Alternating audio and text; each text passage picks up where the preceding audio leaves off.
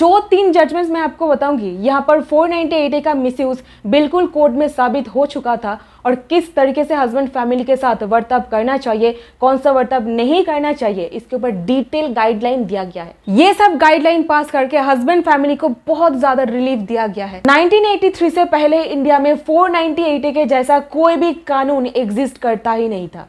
इसके चलते India witness कर रहा था महिलाओं के ऊपर मैसिव टॉर्चर, मैसिव वायलेशन। देश के हर एक प्रांत से डाउरी हैरेसमेंट के केसेस रजिस्टर हो रहा था और मैरिड वुमेन के डेथ केसेस भी सामने आ रहा था। और इसको ही रोकने के लिए 1983 में सेकेंड क्रिमिनल अमेंडमेंट एक्ट के द्वारा 498A को आईपीसी के अंदर लाया गया। बट इसके बाद क्या? History repeats itself. इतिहास अपने आप को दोहराता है। बिल्कुल सेम तरीके से नहीं होगा भी तो क्या, इतिहास अपने आप को रिपीट करने के लिए कोई और अलग रास्ता ढूंढ ही लेता है। और इसका एक बर्निंग एग्जांपल है 498A का मिसयूज। तो इस वीडियो में मैं आपको ऐसे कुछ 3 जजमेंट्स बताऊंगी जो आप सभी लोगों को जानना चाहिए, क्योंकि कानून at the end of the day आम जनता के लिए बनाया जाता है। जो कानून आम जनता के लिए बनाया जा रहा है उनको ही इसका मतलब पता नहीं है या फिर इसके बारे में उनको कुछ भी नहीं पता है तो कैसे चलेगा। सो हाई एवरीवन, मैं हूं एडवोकेट पापिया और आप देख रहे हो डिकोड द लॉ। आज के इस वीडियो में ऐसे 3 जजमेंट्स बताऊंगी honourable supreme court of India, जहां पर बिल्कुल क्लियर कर दी है जहां पर भी 498A केस सामने आ रहा है कौन सा स्टेप्स उठाना चाहिए पुलिस अथॉरिटी को, किस तरीके से हस्बैंड फैमिली के साथ डील नहीं करना चाहिए और हस्बैंड फैमिली के साथ क्या करना चाहिए क्या नहीं करना चाहिए, एकदम क्लियर कर दिए। तो सबसे पहला case Manju Ram Calicut versus state of Assam. ये केस में हस्बैंड फैमिली के ऊपर वाइफ के द्वारा फिजिकल एंड मेंटल क्रुएल्टी के चार्जेस लगाया गया था। But at the end of the day ये प्रूव हो चुका था दैट यहाँ पर कोई भी मेंटल एंड फिजिकल क्रुएल्टी नहीं हुआ था। फैमिली के अंदर जो नोक झोंक होता रहता है उसको ही यहाँ पर क्रुएल्टी का नाम दिया गया था। इस केस में माननीय सुप्रीम कोर्ट ऑफ इंडिया बिल्कुल क्लियर कर दिए थे दैट 498A के क्रुएल्टी मतलब यहाँ पर ऐसा कुछ ग्रेव एंड सीरियस कंडीशन होना पड़ेगा जो एक महिला को सुसाइड कमिट करने में बाध्य कर रहा है। इसी के साथ ऐसा भी होना पड़ता है कंप्लेंट रजिस्टर करने से पहले उनके साथ टॉर्चर वगैरह किया गया है। दूसरी case law Rajesh Kumar and others versus state of Uttar Pradesh. ये केस में हस्बैंड फैमिली को बहुत ज्यादा रिलीफ दिया गया। ये केस में फैमिली के हर एक मेंबर्स के नाम पर 498A के केस रजिस्टर कर दिया गया था और जो फैमिली वाले थे ये कोर्ट को अप्रोच किए थे दैट 498A का जो मिसयूज है इसको रोकने के लिए कुछ गाइडलाइंस जरूर पास करना चाहिए ताकि जो अलग रिलेटिव्स है उसको थोड़ा सा रिलीफ दिया जाए और इसका जो ओवर इम्प्लीकेशन है इससे थोड़ा हद तक बचा जा सके। आपको बताऊंगी क्या सुप्रीम कोर्ट बताए थे। ये केस माननीय सुप्रीम कोर्ट के द्वारा डिसाइड किया गया एक बहुत ही लैंडमार्क डिसीजन बन गया है और यहाँ पर और भी केसेस का रेफरेंस लिया गया था जहां पर 498A का मिसयूज एब्सोल्युटली प्रूव हो गया था।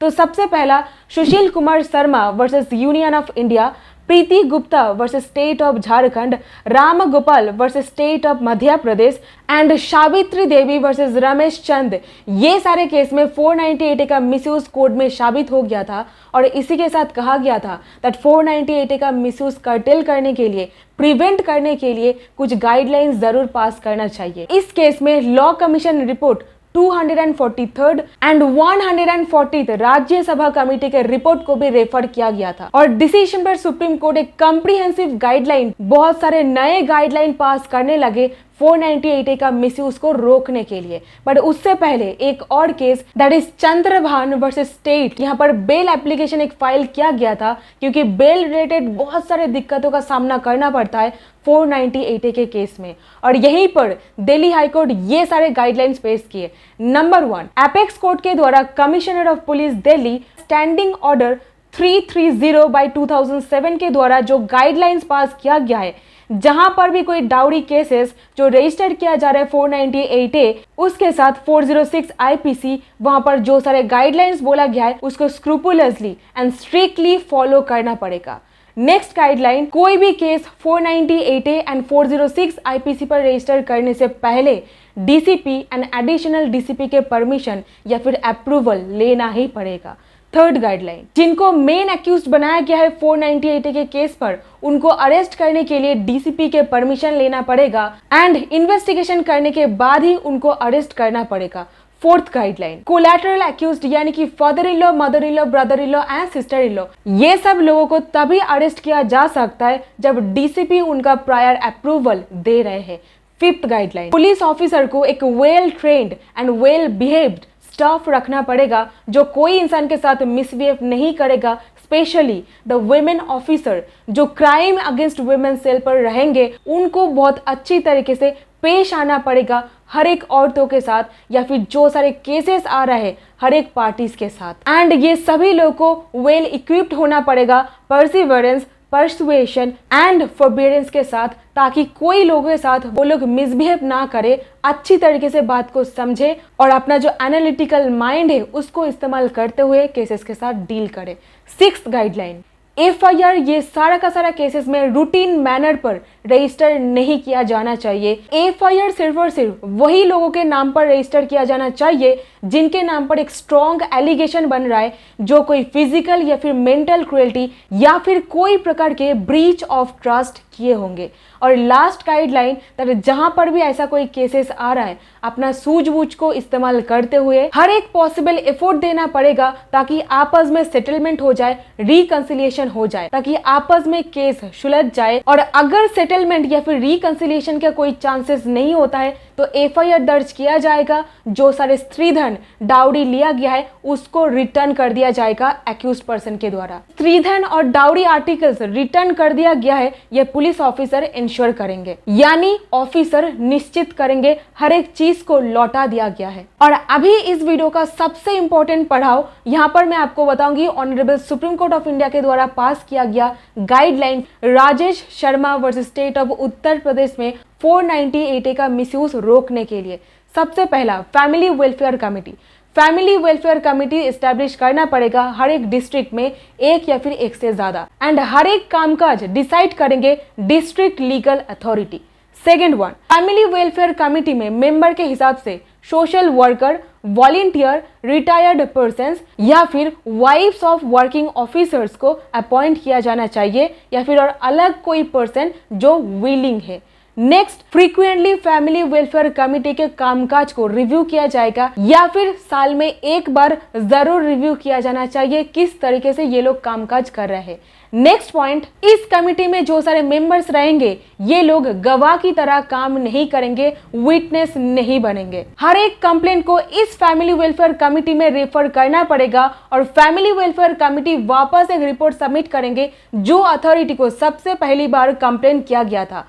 और इसके बाद फैमिली वेलफेयर कमेटी जो रिपोर्ट तैयार करेंगे वो इन्वेस्टिगेटिंग ऑफिसर या फिर मजिस्ट्रेट अपने ओन डिस्क्रिशन पर कंसीडर करेंगे। सबसे इंपॉर्टेंट गाइडलाइन, कोई भी इंसान को अरेस्ट नहीं किया जाना चाहिए रिपोर्ट देखने से पहले जो फैमिली वेलफेयर कमेटी के द्वारा दिया जाएगा, until and unless situation is grave या फिर सीरियस इनजस्टिस किया जा रहा है। नेक्स्ट, इन्वेस्टिगेटिंग ऑफिसर को डायरेक्शन दिया जा रहा है, वही इन्वेस्टिगेटिंग ऑफिसर उसका इन्वेस्टिगेशन कर सकता है जिनको एटलीस्ट एक वीक का, एक सप्ताह का ट्रेनिंग दिया गया है ये सारे केसेस के साथ डील करने के लिए। अगर बात सेटलमेंट पर बन जाता है, आपस में सुलह हो जाता है, देन डिस्ट्रिक्ट एंड सेशन जज केस को क्लोज कर देंगे, जो सारे क्रिमिनल चार्जेस लगाया गया है उसको डिस्पोज ऑफ कर देंगे। डिस्ट्रिक्ट एंड सेशन जज ये खुद भी कर सकते या फिर कोई अलग जुडिशियल ऑफिसर को अपॉइंट कर सकते ये डिस्पोजल ऑफ करने के लिए।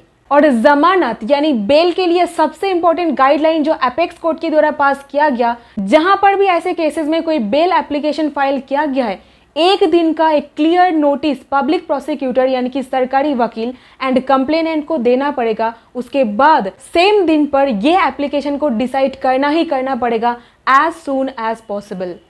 बेल को रिजेक्ट करने के लिए डाउरी आर्टिकल को रिकवर नहीं कर पाया गया है, ये ग्राउंड बेल एप्लीकेशन को खारिज करने के लिए ग्राउंड खुद ब खुद नहीं बन जाएगा इफ मेंटेनेंस और अदर राइट्स ऑफ वाइफ और minor children can otherwise be protected. सबसे इंपॉर्टेंट, जब भी कोई बेल रिलेटेड मैटर सामने आएगा तब प्राइमा फेसी केस कोई बन रहा है या फिर नहीं, कौन सा रोल परफॉर्म किया गया है, रिमांड में लेने का उद्देश्य क्या है, ये इंटरेस्ट ऑफ जस्टिस को सर्व करेगा या फिर नहीं करेगा, ये सारा का सारा मैटर्स को डिटेल में देखना पड़ेगा। और अभी last guideline but not the least, that is issuance of red corner notice. आप देख पाएंगे जो सिस्टर इन लॉ उनका शादी हो चुका है वो अब्रॉड सेटल हो गए हैं, बट उनको घसीटा गया है, या फिर कोई ब्रदर इन लॉ जो इंडिया में रहते ही नहीं है उनको भी यहाँ पर घसीटा गया है। ये लोगों के पासपोर्ट या फिर ये लोग देश से बाहर ना जा पाए, इसको रोकने के लिए उतना जल्दी मजिस्ट्रेट रूटीन मैनर पर इशू नहीं करेंगे red corner notice. Clubbing of cases मतलब बहुत सारे मैट्रिमोनियल केसेस जहां पर एक इंसान के नाम पर कर दिया गया है, वो सारा का सारा केसेस को एक जगह लाना। डिस्ट्रिक्ट मजिस्ट्रेट या फिर जो सीनियर ऑफिसर को अपॉइंट किया गया है उनको एक होलिस्टिक व्यू रखना पड़ेगा। Appearance of the parties, that जो पार्टीज को कोर्ट में बुलाया गया है अगर वो आउट ऑफ स्टेशन रहते हैं तो उनको कोर्ट में हाजिर होना रिक्वायर्ड नहीं है, एग्जेम्प्ट कर सकते इन पर्सन कोर्ट में हाजिर होने से, या फिर कोर्ट वीडियो कॉन्फ्रेंसिंग के माध्यम से अपीयरेंस ले सकते हैं। आखिर में सबसे इंपॉर्टेंट बात कोर्ट बोले दैट जहां पर एक टेंजिबल मतलब विजिबल इंजुरी देखा जा सकता है या फिर डेथ केसेस सामने आ रहा है, ये सब गाइडलाइंस कोई काम का नहीं रहेगा। डायरेक्ट केसेस, डायरेक्ट जो क्रिमिनल केस का प्रोसीडिंग्स होता है वही चलना स्टार्ट हो जाएगा। So that's it in this video. I hope कुछ वैल्यू मिला है। एक लाइक करके सब्सक्राइब करना बिल्कुल मत भूलिएगा। अगर आपको कोई डाउट रहता है तो कॉमेंट सेक्शन पर पूछिए। Thank you so much for watching this video.